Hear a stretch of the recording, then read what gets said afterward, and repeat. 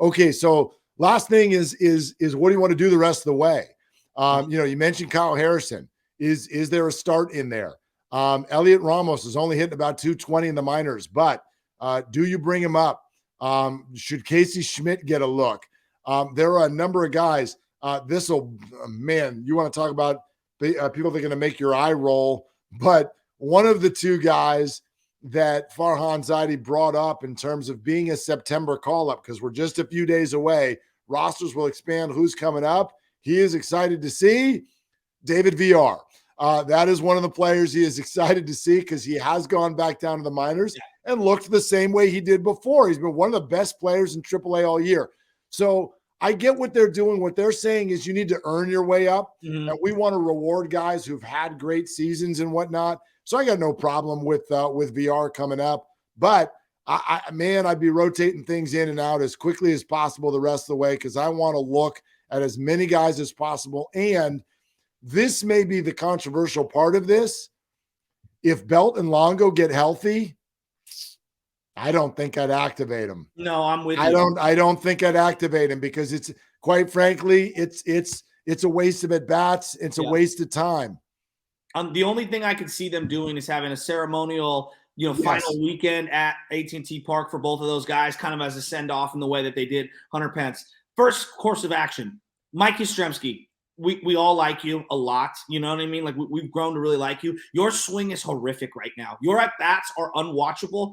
You have a calf injury. You're going on the 15-day IL or whatever it is, the 14-day IL. He needs 2 weeks off. This guy has been pressing all year. He had a moment early on after May where you're like, okay, he's like, whatever, batting 280, 290, and it's just been straight downhill ever since. I'm throwing him on the IL. I'm bringing up the kid, Elliot Ramos. Why not? Let's just see it. Let's just see a couple of at-bats. Not one day. Let me see a 3-day span. Let's see the kid hit. JD Davis, all of these opportunities at third and first base, you're going to get them. When VR's not at third, you'll be there. I know you're a butcher with the glove, but you can swing. And when you're not playing first and third, you're at DH. It's very simple. And one more Luis Gonzalez running mistake, he's going back down to AAA.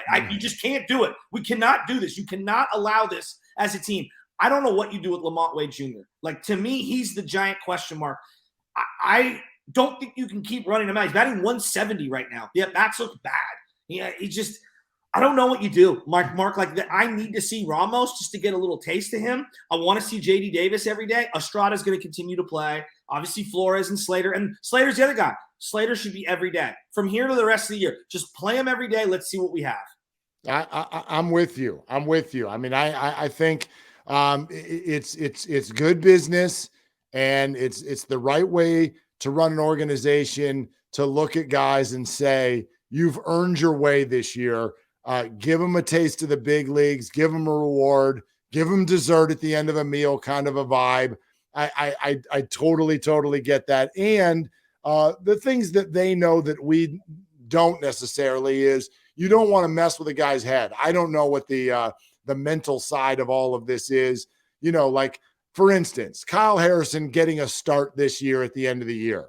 Good idea or bad idea? I know we're going to say why not. And the answer may be because what if he comes up and walks 8 guys and gives up 8 runs? You know what I mean? Like his control is not quite where they want it. Yeah. And so what is the gain, if you will? Like he could come up, he could pitch really well, and you're still like, okay, great. He pitched well for one game. And we get excited, but I don't know if they feel like that's the best thing for his development right now. But what I do definitely want to see is just sort of that organizational approach, which is, sometime real soon, if not already, you kind of got to stop this whole, like, we could go on a winning streak and get the wild card. The Padres are losing every day. They lose. You see what they got? 17 of the next 20 against basically all the contenders in the National League. Right. Well, I tell you what, if you come out and go 10-0 in the first 10 that you play, then we can have a conversation. Yes. We're not going to do it yet. Yes. Right. But if you get halfway through September and you're like, we're 6.5 out and there's 15 to play, stop. Yes. Right. Stop this whole thing.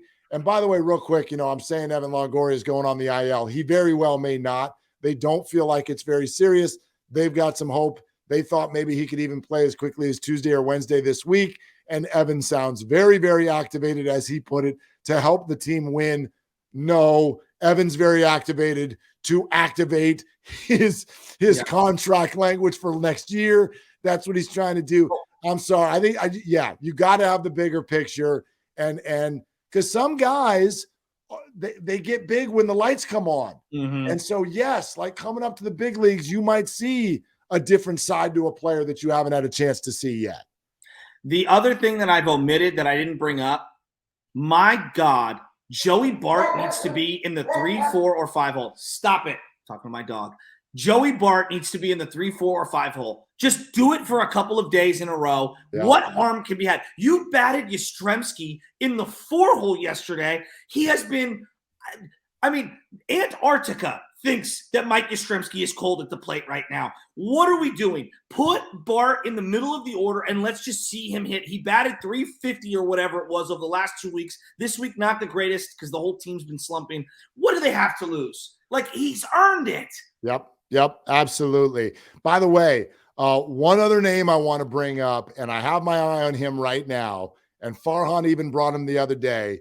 We don't ever talk about him. He sort of came out of nowhere. He's an infielder in Sacramento. He's 26 years old. Isan Diaz. This guy's OPS all year long, 918 is his OPS, 23 home runs. And again, that's as an infielder. And think about the infielding flexibility right now that the Giants don't have, that they would absolutely love to have. This guy, I think, was going to get called up. And then, boom, right as we're approaching September, he hits the 7-day injured list with a little bit of an injury. And so it may have delayed the whole thing, but I don't think it knocks him out for the year. There's another guy who, again, he's earned it this year. And then furthermore, like, I want September. I want to see some of these guys. So that's another name to keep your eye out for, who should, I hope, be at Oracle Park at some point next month. Yeah, the last thing is I want to see Camilo Duvall finish this season on a high note. I know that this weekend wasn't the greatest for him. They tried the 4-out save thing. There's a lot going on with this bullpen, and he's being asked to basically be the savior. He's one guy. They have to just finish this year on a high note with him. I don't want him going into the offseason the way last year was, where, he gives up the big hit at the end of the year in the playoffs. Guys can get scarred from that. He's rebounded quite nicely. We haven't really talked about the scar tissue from that Game 5. Yep. If he could just end this season on a good note, how much better are we all going to be feeling? Yeah, that's big. And by the way, these whole 4-out saves that everybody wants him to get, we got to look at it. It didn't work. He has now admitted he's not terribly comfortable with it. So these are the things you need to let's tinker. Let's see what it is, because by next year, I want to see that guy confident in locating all of his pitches. And I want him to feel like he's ready to be a true closer who's, and the organization has his back. Absolutely. I'm with you on that. Yeah. And at one point, Kapler, if someone gets thrown out at the base pass, just say, I don't know what that guy was doing. I'm as pissed as you guys are. Just admit it. That's all, just once. Don't be a robot. No, we're going to have a one-on-one meeting. And he knows that he can't do that. But he's going to do it again next week. All right, there it is. We're coming at you again midweek. The Giants are 3 games under 500. It feels like the nail has been placed in the coffin. But whether it's a winning streak or a transition to younger guys in September, we're going to be with you every step of the way, twice a week. So subscribe and go on the ride with us. For Joe Shasky, Mark Willard, Garlic Fries, and Baseball Guys.